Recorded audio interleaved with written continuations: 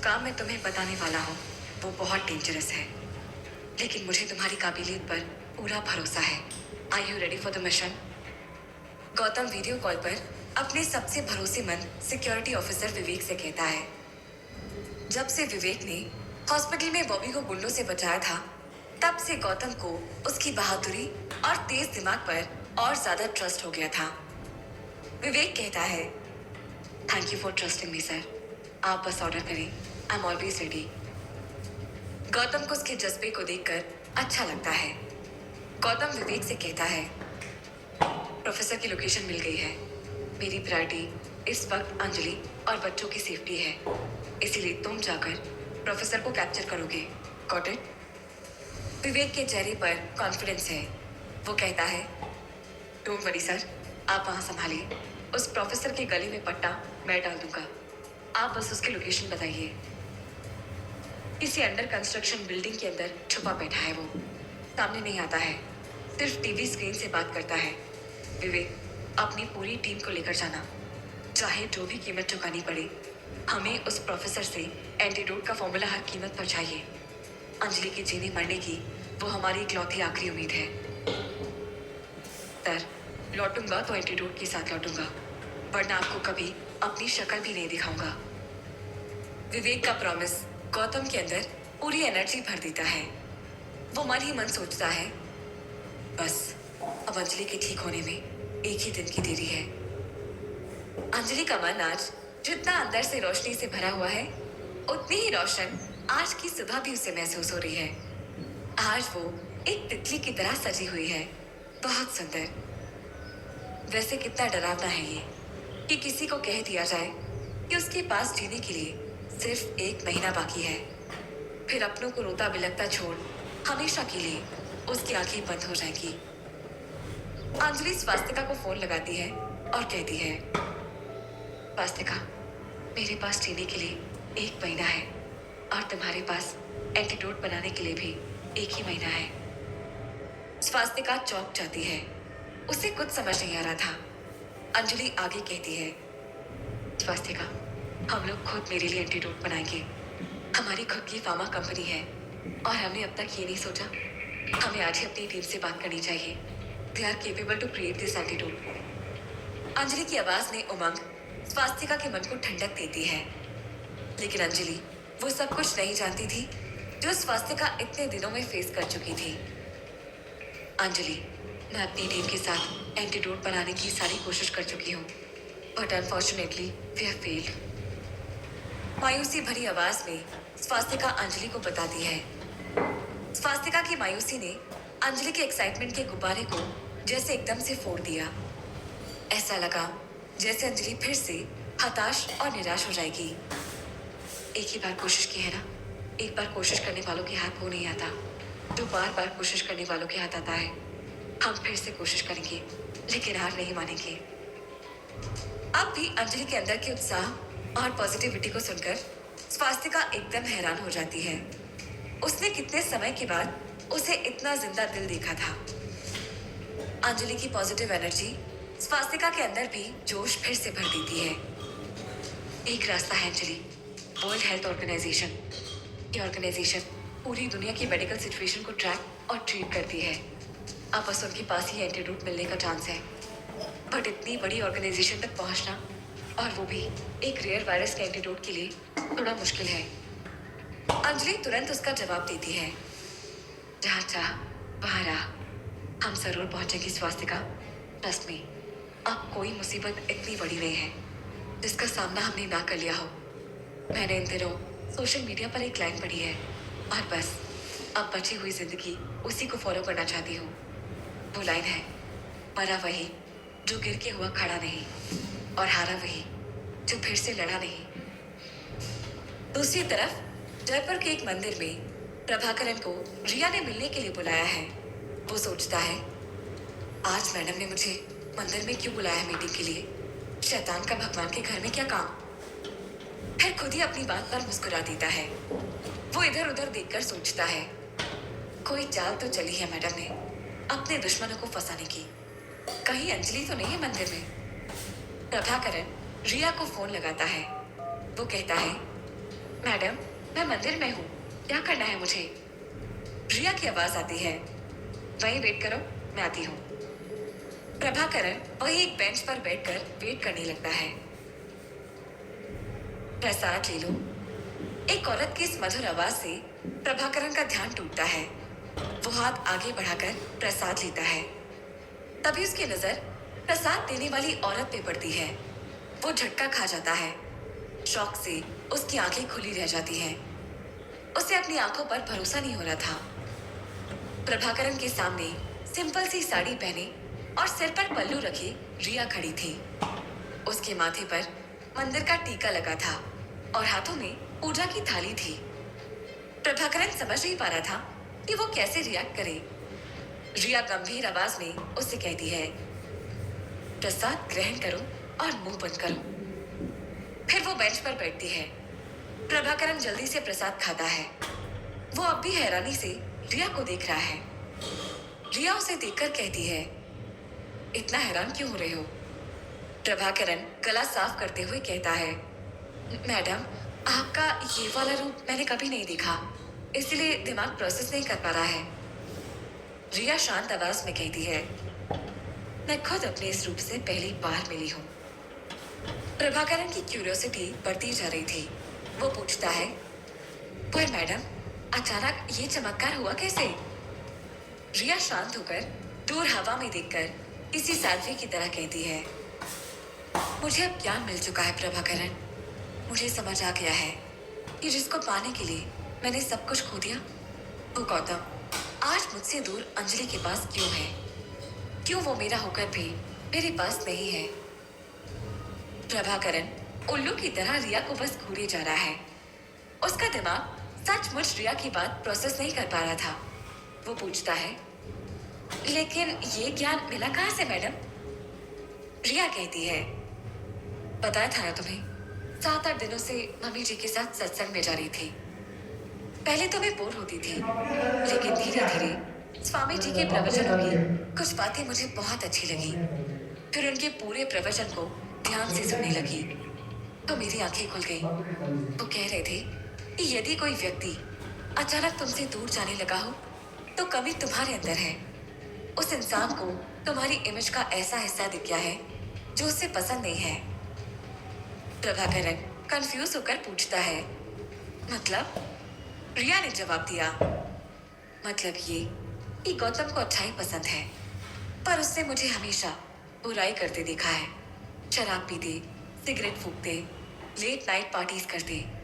उसने देखा है कि मैं अपने छोटे से बच्चे को छोड़कर रात भर पार्टी करती रहती थी। काम की जगह मस्ती, अय्याशी और आराम, बस यही किया मैंने। उसे गुड गर्ल पसंद है, अंजलि जैसी, तो वो मेरी जैसी बैड गर्ल के पास क्यों आएगा? रिया उठकर खड़ी होती है और पूजा की थाली पकड़ती है और कहती है, इसीलिए प्रभाकरण, मैंने अपनी पुरानी इमेज को उतार कर फेंक दिया है। अब मैं एक संस्कारी नारी बनूंगी। अच्छे रास्ते पर चलकर गौतम का दिल जीतूंगी। एक नई रिया बनूंगी। गौतम के सामने मेरी इमेज वैसी होगी जैसी उसको पसंद है। तभी वो हमेशा के लिए मेरे पास लौट कर आएगा और उसे कभी भी मेरे अलावा किसी और की चाहत नहीं होगी, कभी नहीं।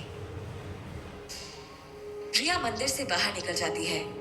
प्रभाकरण भी एक रोबोट की तरह उसके पीछे चला जाता है। उधर प्रोफेसर आचार्य अपनी डेन में बैठकर 7 हंटर्स के लीडर से फोन पर बात कर रहा था। वो कहता है, 7 हंटर्स के हाथ से अंजलि का निकल जाने का मतलब ये है, या तो उसको बचाने वाला बहुत स्ट्रांग है या फिर वो बहुत लकी है, वरना हमने तो यही सुना था कि 7 हंटर्स नेवर फेल। हंटर का लीडर जवाब देता है, she is definitely lucky professor. और वो गौतम भी अपनी जान की परवाह किए बिना ढाल की तरह उसके सामने खड़ा हो जाता है। प्रोफेसर सिगार जलाता हुआ कहता है, आई कैन अंडरस्टैंड दैट, लेकिन अंजलि हमारे लिए बहुत इंपॉर्टेंट है।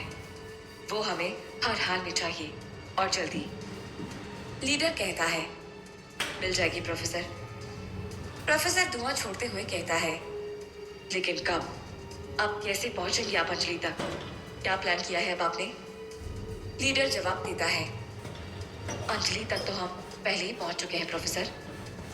ये कहते हुए उसके चेहरे पर एक क्रूर मुस्कान दिखने लगती है। प्रोफेसर भी उसकी बात पर चौंक जाता है। लीडर आगे बताने लगता है, गौतम ने अंजलि के लिए एक केयर टेकर हायर किया है। वही पहले बॉबी की भी केयर करता था। प्रोफेसर सवाल करता है, तो उससे क्या? लीडर कहता है, उसका नाम वसीम है। वो 7 हंटर्स का मेंबर है जिसे हमने वहां प्लांट किया है। उसी ने बॉबी को मरवाया था और अंजलि के फर्स्ट किडनैप में इंटेल भी दी थी। ये सुनते ही प्रोफेसर मुंह फाड़कर हंसने लगा। उसने हंसते हुए कहा, मार्वलस, वाओ, हमने आपको कॉन्ट्रैक्ट देकर कोई गलती नहीं की। लीडर कहता है, बस वो गौतम अंजलि को एक पल भी अकेला नहीं छोड़ता। हमें सही समय का इंतजार है और इस बार अंजलि खुद चलकर हम तक आएगी। प्रोफेसर लीडर की बातों से बहुत इम्प्रेस होता है। वो कहता है, वेरी गुड, हमें पूरा भरोसा है आप पर। लीडर अपनी बात को चबा कर कहता है, तो you don't worry professor, because 7 hunters never fail. Phone cut हो जाता है। फिर प्रोफेसर मुस्कुराता है। इधर विवेक गौतम की दी गई लोकेशन पर पहुंच चुका था। वो अपनी 5 लोगों की टीम के साथ दबे पांव मूव कर रहा था। वो सभी हथियारों से लैस था।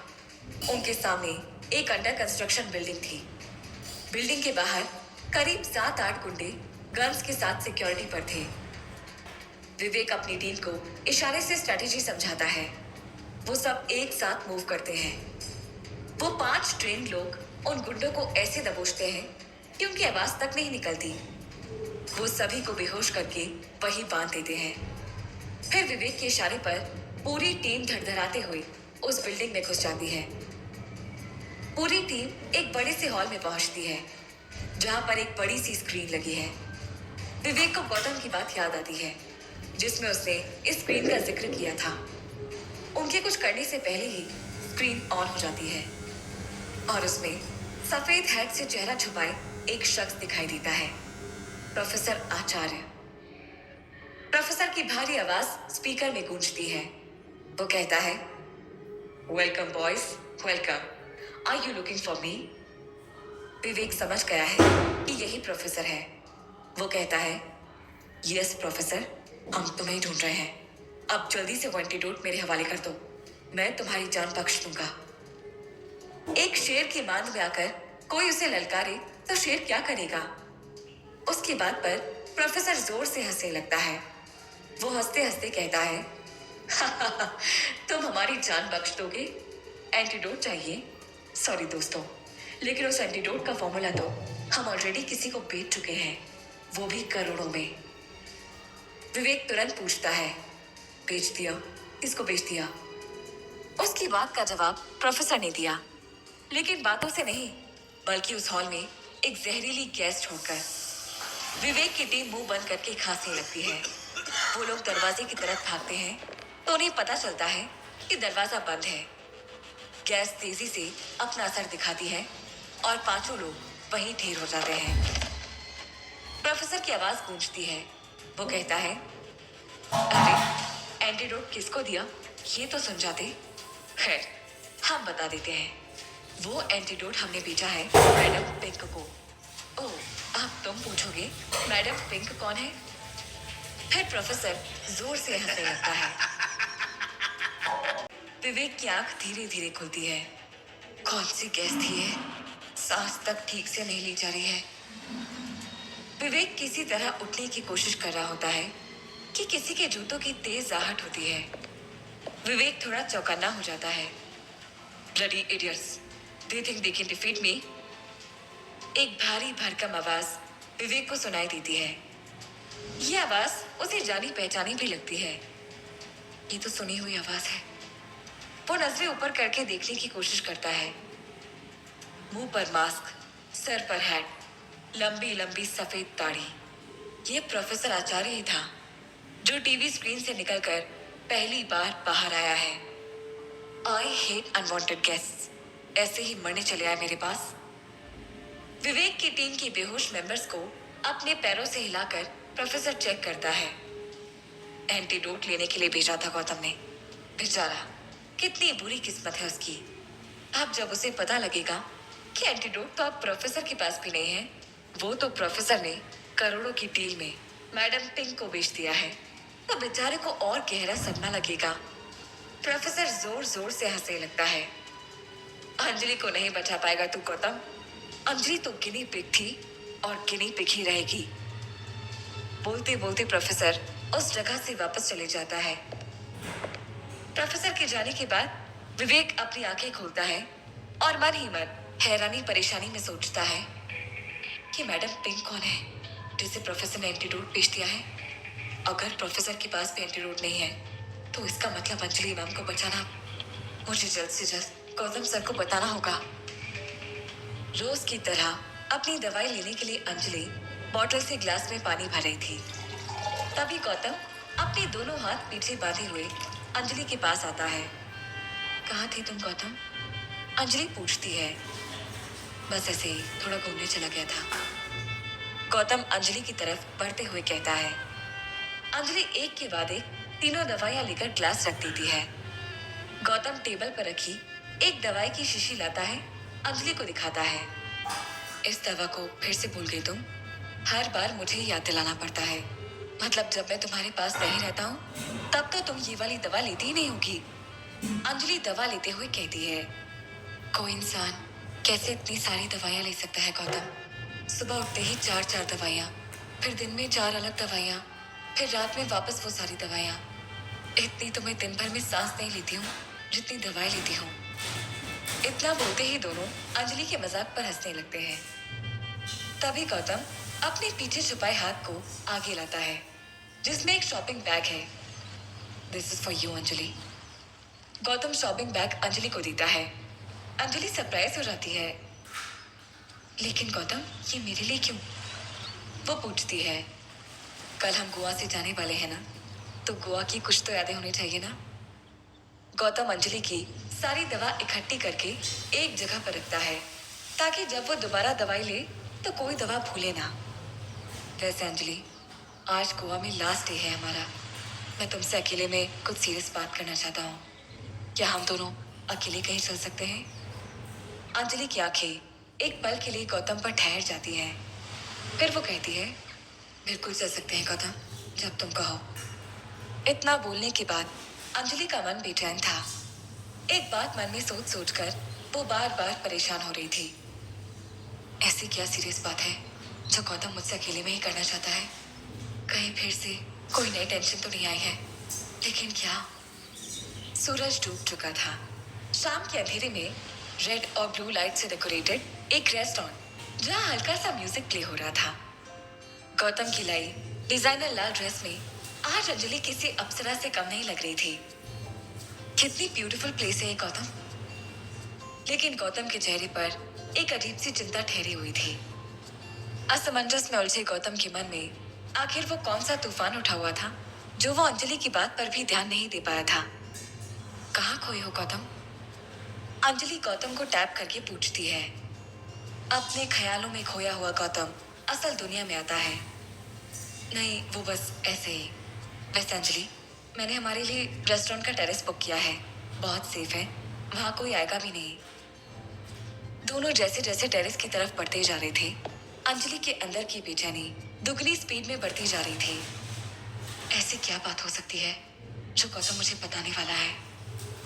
टेरेस पर से पूरा गोवा खूबसूरत नजर आ रहा था। गौतम कुछ पल के लिए शांत बैठता है, फिर अपने अंदर के असमंजस को अंजलि के सामने रखता है। अंजलि, जो मैं आज कहने वाला हूँ हो सकता है तुम्हें ठीक ना लगे, लेकिन ये तुमसे मुझे आज ही पूछना जरूरी है। मैं अगर आज नहीं पूछ पाया तो शायद फिर कभी नहीं पूछ पाऊंगा। अंजलि, एक पर्सनल बात पूछना चाहता हूँ तुमसे। Hope you won't mind. हाँ गौतम, बिल्कुल पूछो। ये अचानक तुम ऐसी बात क्यों करने लग गए जैसे पहली डेट पर आए हो किसी लड़की के साथ? Just ask without any hesitation. Anjali Gautam का हाथ अपने हाथ में लेकर कहती है। तभी गौतम के मुस्कुराते चेहरे पर एक सीरियसनेस आकर जगह ले लेती है। क्या हम दोनों एक बार फिर से एक नहीं हो सकते अंजलि? इतना सुनते ही अंजलि के हाथ से गौतम का हाथ फिसलने लगता है और कुछ पल के लिए अंजलि गहरी सोच में डूब जाती है। गौतम, तुम्हें पता है एक गाड़ी में दो पहिए कब साथ चल सकते हैं? जब दोनों पहिए अच्छे हों। लेकिन जब एक पहिया खराब हो चुका हो और दूसरा पहिया अच्छा हो तो उनका एक ही गाड़ी में एक साथ चलना पॉसिबल नहीं होता। I don't want to be a time partner in your life Gautam. Anjali बोलते बोलते पानी का ग्लास उठाकर पीने लगती है। I won't let you die Anjali. मैं अपने खून का आखिरी कतरा तक लगा दूंगा तुम्हें बचाने के लिए, लेकिन तुम्हें इस बीमारी से तो मरने नहीं दूंगा। ये मेरा प्रॉमिस है तुमसे। गौतम अंजलि के हाथ को अपने हाथ में लेकर जैसे उसे वचन देता है। इस बीमारी की लड़ाई में अगर हम जीते ना गौतम, तो मैं भी तुमसे प्रॉमिस करती हूँ हम एक बार फिर साथ बैठेंगे और उस वक्त शायद मैं तुमसे पूछूंगी क्या कोई चांस है कि हम फिर से साथ रह सके गौतम। अंजलि गौतम के हाथ को और मजबूती के साथ पकड़ते हुए कहती है, लेकिन इस सिचुएशन में मेरी अभी सिर्फ और सिर्फ एक ही प्रायोरिटी है, वो है मेरे बच्चे। अगर इस बीमारी से लड़ते लड़ते मैं हार गई तो मेरे बच्चों का क्या होगा? वो कैसे सरवाइव करेंगे? वो मेरे बिना रह भी पाएंगे या नहीं? इसीलिए मैं हर तरह से अपनी इस बीमारी से लड़ रही हूँ और लड़ती रहूंगी। जानती हूँ अब आगे जिंदगी का सफर और भी ज्यादा कठिन होने वाला है, लेकिन मैं तैयार हूँ गौतम। मेरे बच्चों को पता लगना चाहिए कि उनकी माँ बीमारी से डर के नहीं बैठी थी, बल्कि वॉरियर की तरह आखिरी तक लड़ी थी। बोलते बोलते अंजलि का गला रुआसा होने लगता है। गौतम उसे फिर से पानी ऑफर करता है। अंजलि के जवाब को अभी गौतम ठीक से हजम नहीं कर पाया था। तभी विवेक का फोन आता है। यस विवेक, कहाँ हो तुम? All okay? विवेक हाफते हाफते कहता है, कुछ भी ओके नहीं है सर। यहाँ मेरे अलावा हमारे सिर्फ दो आदमी प्रोफेसर की कैद से निकल पाए हैं। गौतम ये सुनकर शॉक हो जाता है। व्हाट? ये कैसे हो सकता है विवेक? और एंटीडोट का क्या हुआ विवेक? तुमने प्रॉमिस किया था एंटीडोट के बिना तुम लौट कर नहीं आओगे। विवेक कुछ सेकंड्स के लिए चुप रह जाता है। सर, एंटीडोट हमें शायद ही मिले अब, क्योंकि प्रोफेसर ने उसे पहले ही करोड़ों की डील में बेच दिया है। विवेक की इस खबर से गौतम के चेहरे के रंग उड़ जाते हैं। व्हाट? बेच दिया? किसे बेच दिया? गौतम पूरी तरह से डीमोटिवेट हो जाता है। विवेक को भी इस बात का एहसास है कि गौतम इस खबर से कितना दुखी होगा। कोई मैडम पिंक है जिसने एंटीडोट को खरीदा है। इसके लिए उसने प्रोफेसर से बहुत बड़ी डील की है। विवेक ने गौतम को सटीक इन्फॉर्मेशन दी, लेकिन गौतम इस न्यूज को सुनकर बहुत फ्रस्ट्रेट हो गया। गौतम को कुछ भी सूझ नहीं रहा था कि अंजलि भी वहां पहुंच जाती है। What happened? You look so worried. Gautam Anjali को सब सच बताना ही उचित समझता है। हमारे पास पूरी खबर ये है कि प्रोफेसर ने एंटीडोट किसी मैडम पिंक को बेच दिया है। नियति भी अंजलि के जीवन के साथ गजब का खेल खेल रही है। एक उम्मीद थी, वो भी अब उसे खोती सी दिखने लगती है। विवेक की इंफॉर्मेशन के बाद अंजलि बहुत एक्साइटेड और थॉटफुल होकर स्वास्तिका को वीडियो कॉल करती है। स्वास्तिका, मैं कल ही जयपुर पहुंच रही हूँ, अपने चेयरमैन को कॉल पर लो। स्वास्तिका चेयरमैन को ग्रुप कॉल पर कनेक्ट करती है। आप सारी टीम को बोल दो कल मैं जयपुर पहुंच रही हूँ और अब मैं ही एंटीडोट टीम को लीड करूंगी। हम मिलकर एंटीडोट बनाएंगे, क्योंकि मैं इस वायरस को अपनी बॉडी में महसूस कर रही हूँ। इसीलिए मैं इसके सिम्टम्स बहुत अच्छे से जानती हूँ और कौन सी दवाइयों का इस पर ज्यादा असर हो रहा है, कौन सी दवाइयों का कम, उन सब पर मैं गहराई से बता सकती हूँ। शायद ये चीजें एंटीडोट में कुछ एक्स्ट्रा हेल्प करें। तो be ready, let's meet tomorrow. Chairman phone से डिस्कनेक्ट हो जाता है, लेकिन स्वास्तिका और अंजलि का कॉल अभी भी ऑन रहता है। स्वास्तिका एक अच्छी दोस्त होने के नाते अंजलि से पूछती है, लेकिन तुम इतनी ज्यादा वीक हो, ऐसे में सब कैसे मैनेज करोगी? अंजलि के आज के हौसले के सामने उसकी सारी वीकनेस ही उसकी स्ट्रेंथ है, जो स्वास्तिका को दिए इस जवाब में झलकता भी है। वीक अब मैं सिर्फ बाहर से दिखाई दूंगी तुम्हें, लेकिन अंदर से बहुत स्ट्रॉन्ग फील कर रही हूँ खुद को फिर से जिंदा करने के लिए। इस जज्बे को देखते हुए स्वास्तिका अंजलि को फ्लाइंग किस देती है। ऑफिस में बैठकर अपना काम कर रही रिया के पास प्रभाकरन आता है और काफी सोचने के बाद बोलता है, मैडम, अंजलि गोवा से कल निकलने वाली है। एक ही ऑप्शन है, किसी सीरियल किलर को सुपारी देकर उसका डायरेक्ट मर्डर करवा देते हैं। देख प्रभाकरन, हमें इसकी कोई जरूरत नहीं है। रिया का इस तरह का जवाब प्रभाकरन सुनने का आदी नहीं था। ये सुनते ही उसका मुंह उतर जाता है। वो जानता था ये रिया अब पहले वाली रिया नहीं रही, ये काफी बदल चुकी है। हे भगवान, ये हमारी वही रिया मैडम है या कोई और उनका बॉडी डबल आ गया है? आखिर क्या चमत्कार हो गया इन पर? मन ही मन खुद से बात करते हुए प्रभाकरन हैरान है। मैडम, आप पहले थोड़ी अलग थे, कुछ दिनों से थोड़ी अलग अलग लग रही हैं। सब ठीक है ना मैडम? प्रभाकरन दबी आवाज में रिया से पूछ ही लेता है। ठीक तो मैं पहले नहीं थी प्रभाकरन, मुझे इतनी सी बात समझ नहीं आ रही थी कि गौतम को पाने के लिए मुझे अपने आप को बदलना है, ना कि उनके आसपास की दुनिया को। अगर मैं अच्छी बन गई तो गौतम को मुझसे दूर जाने की जरूरत ही नहीं पड़ेगी, समझे? रिया बड़े प्यार से प्रभाकरन को समझाने की कोशिश करती है। प्रभाकरन रिया के सामने झूठी स्माइल करके जाने लगता है, लेकिन उसका मन बहुत कुछ बोल रहा था। कोई बात नहीं, इन्हें अभी समझ नहीं आ रहा है। वो गौतम फिर से उसे घर में ले आएगा, तब रोएंगी फिर। तब होगा इनका शुरू। इसे बाहर करना है, मारना है और न जाने क्या क्या। जिस लक्ष्य को लेकर गौतम ने कड़ी मेहनत की, सुकून की तलाश में गोवा आए, वो बहुत हद तक कामयाब रहा। अंजलि का मेंटल ग्रोथ भी सुपर्ब रहा। गोवा में आज की रात गौतम, अंजलि और बच्चों की आखिरी रात है। पापा, आज आप हमारे साथ ही सो जाओ। We'll have fun together, please. सब कुछ मना किया जा सकता है, लेकिन बच्चों को नहीं। गौतम थोड़ा सोच में पड़ जाता है। पापा प्लीज, सिर्फ आज के लिए ही। बच्चे अपनी जिद पर अड़ जाते हैं। गौतम की नजर अंजलि की तरफ जाती है। दोनों को बहुत ऑकवर्ड फील होता है। My God, they have become so stubborn. क्या ही कर सकते हैं? You can join us. Anjali Gautam की हिचकिचाहट को समझते हुए उसे कंफर्टेबल फील कराती है। गौतम रूम में पड़े सोफे की तरफ बढ़ता है कि सभी बच्चे फिर से एक्टिव हो जाते हैं। आप सोफे पर नहीं सोएंगे, आप और मम्मी दोनों हमारे साथ बेड पर ही सोइए। बच्चे गौतम और अंजलि का हाथ पकड़कर बेड पर बिठाते हैं। इतनी जल्दी कोई सोता है क्या? क्यों ना हम सभी ट्रूथ एंड डेयर खेलें? सभी लोग गेम खेलने के लिए एक्साइटेड रहते हैं। विवान की पेंसिल को सुंदर तरीके से शार्प किया जाता है। Let's play. विवान पेंसिल के साथ रेडी है। गेम स्टार्ट होता है। विवान स्पीड से पेंसिल को घुमाता है। सब घूमते हुए पेंसिल को देखते हैं। पेंसिल की नोक सीधे अंजलि पर जाती है।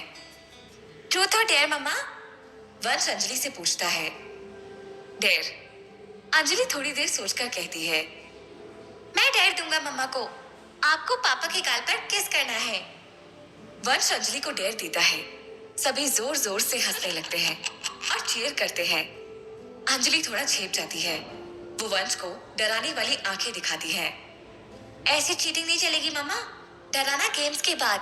अभी डेयर लिया है तो डेयर करना होगा। Rules are rules. अंजलि नजरें उठाकर गौतम को देखती है। गौतम तो ऑलरेडी चेहरे पर हंसी लिए अंजलि को देख रहा था। वो भी मन ही मन सोचकर खुश हो रहा था। बच्चों ने फंसा दिया अंजलि को। अब आखिर अंजलि क्या करेगी? क्या गौतम और अंजलि सच में कभी एक हो पाएंगे या नहीं? कौन है मैडम पिंक? उसने एंटीडोट की डील क्यों की? रिया में आया हुआ बदलाव कब तक ठहर सकता है? क्या अंजलि भी गौतम से मन ही मन उतना प्यार करने लगी थी जितना गौतम अंजलि को